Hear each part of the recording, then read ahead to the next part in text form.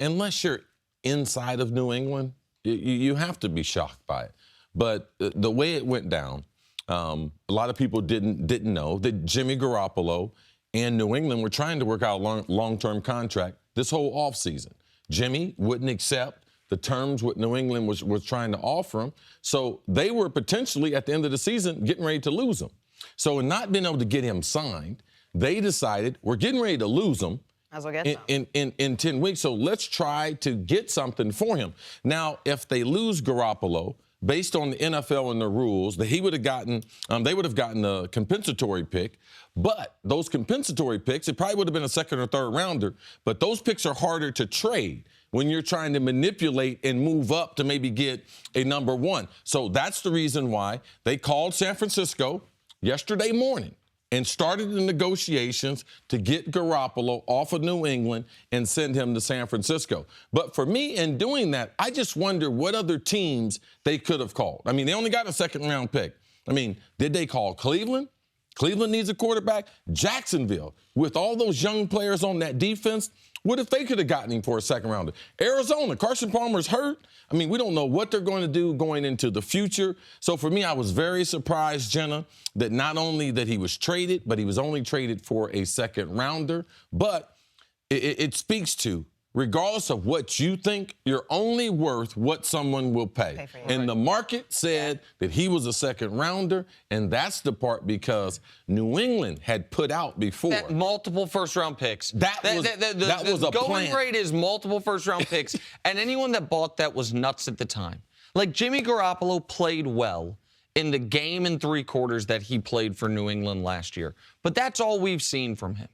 And so I was surprised.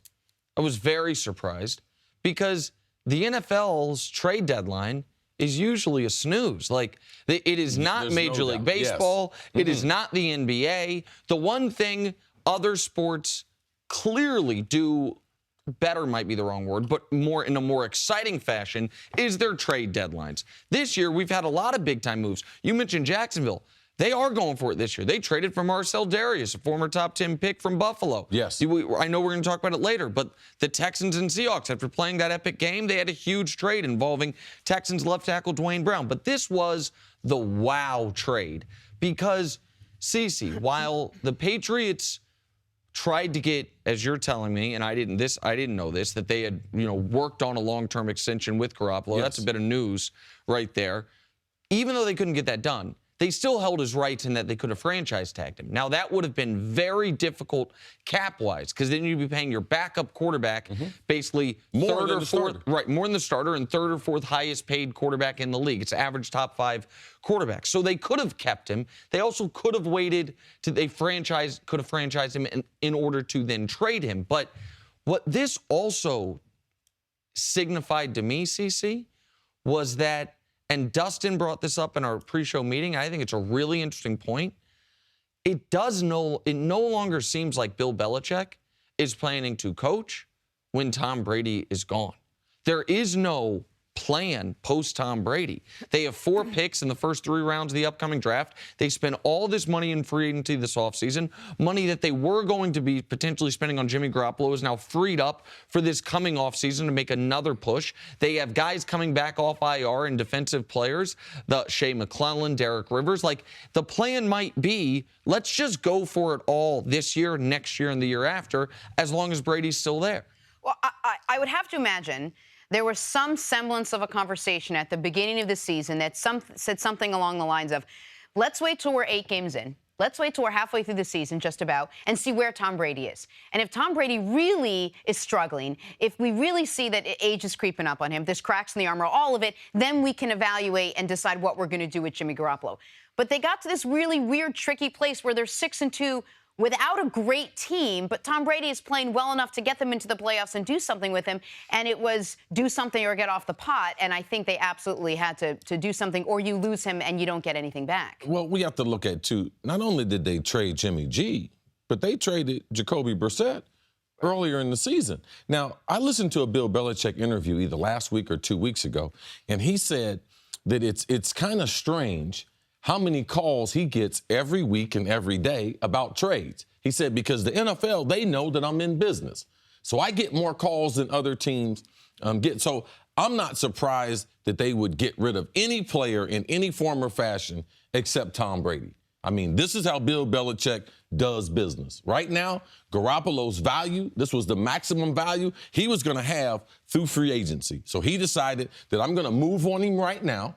And I don't think it's necessarily tied to Tom Brady as far as Bill Belichick in his career. I don't see Bill doing anything. I see him coaching for a long time, and I see Tom Brady playing for at least another 2 years. So I don't think that their legacies or their tenure will be tied together. So you mentioned that they traded Jacoby Brissett. The Patriots are going to get a lot of plaudits today because they do. Every time they make a move, people say, it has to be the smart move the Patriots made it. And the Patriots are obviously a very well-run franchise. They do a lot of things well. They do a lot of things well. And once the game starts, they're the best coach team in the league by an enormous margin. But that doesn't mean they do everything well. That draft, the NFL draft, it's not a science, and they don't have it figured out better than other people do. And they have done something that is just on its face illogical. Since Tom Brady won his first Super Bowl, they have drafted 8 quarterbacks. That is 4th most in the NFL. Okay, you might say, well, at that time, they won it with defense. They didn't know. Okay, how about just since 2011? Going into the 2011 season, Brady had been to 4 Super Bowls, had an undefeated season, had the greatest season a quarterback had ever had, had been healthy his entire career except for one fluke injury. Since 2011, the Patriots have spent 3 second or third round picks on quarterbacks. The only team in the league that spent more premium picks on quarterbacks than the Patriots, who have Tom Brady, is the Cleveland Browns. And they have not gotten good return on any of those. They drafted Ryan Mallett with a 3rd round pick. They traded him for a 6th rounder. They drafted Jacoby Brissett with a 3rd round pick. They traded him for a seemingly very little used wide receiver, Philip Dorsett. They drafted Jimmy Garoppolo for with a 2nd round pick in 2014. He played 6.5 quarters. They are now getting back a 2nd round pick in 2018. Anyone defending that, right now, if you're a contending team, would you trade a 2nd round pick this year for a 2nd rounder in 2021? No. So, they have not gotten good value on the field or in trades for their quarterbacks. I think they saw that they turned Matt Castle, a 7th rounder, into 2 seconds. Right. And then decided, we can keep doing this. But a 3rd rounder, a 2nd rounder, a 3rd rounder on quarterbacks who basically never saw the field and didn't return much. But I can't fault Belichick and the Patriots for when Tom Brady was 33, 34, you need to draft someone. Now, no one thought that he was going to be playing at 40.